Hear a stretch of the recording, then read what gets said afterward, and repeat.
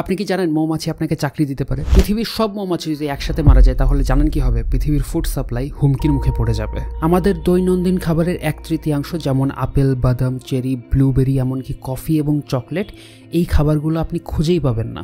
80%-এর বেশি ফল এবং সবজির প্রোডাকশন নির্ভর করে মৌমাছির উপর, কারণ এই খাবারগুলো প্রডিউস হয় মৌমাছির পরাগায়ন প্রক্রিয়ার মাধ্যমে। আমাদের তখন চাল আর গম খেয়ে বেঁচে থাকতে হবে। ফল আর সবজি হবে অত্যন্ত দুর্লভ এবং অসম্ভব দামি। শুধু আমাদের খাবার না, গোটা প্রকৃতি হুমকির মুখে পড়ে যাবে যদি এই ছোট প্রাণীটি না থাকে। হাজার হাজার উদ্ভিদ প্রজাতি বিলুপ্ত হবে, যা পুরো খাদ্য শৃঙ্খলায় বিপর্যয় সৃষ্টি হবে। যে মৌমাছির উপর মানুষের জীবন নির্ভর করে সেই মৌমাছির সবচেয়ে বড় শত্রুই হলো মানুষ, কারণ মৌমাছি কমে যাওয়ার পেছনে সবচেয়ে বড় কারণ হচ্ছে পেস্টিসাইড, কীটনাশক। মৌমাছির কথা শুনলে হয়তো মধু ছাড়া মাথায় আর কিছু আসেই না, কিন্তু সৃষ্টিকর্তার এত ছোট একটা সৃষ্টি কতটা ইম্পর্টেন্ট আমরা এটা রিয়েলাইজই করি না কখনো, কারণ বিপদ এখনো আসেইনি। কিন্তু এখানে অনেক বড় একটা জব অপরচুনিটি অথবা বিজনেস অপরচুনিটি আছে। আপনি মৌমাছি পালন করাকে একটা ক্যারিয়ার অপশন হিসেবে বেছে নিতে পারেন। ক্যালিফোর্নিয়া মতো জায়গাতে শুধুমাত্র আমন্ডের পরাগায়নের জন্য মৌমাছির কলোনি ভাড়া দেওয়া হয়। এই সার্ভিসকে বলা হয় পলিনেশন সার্ভিস।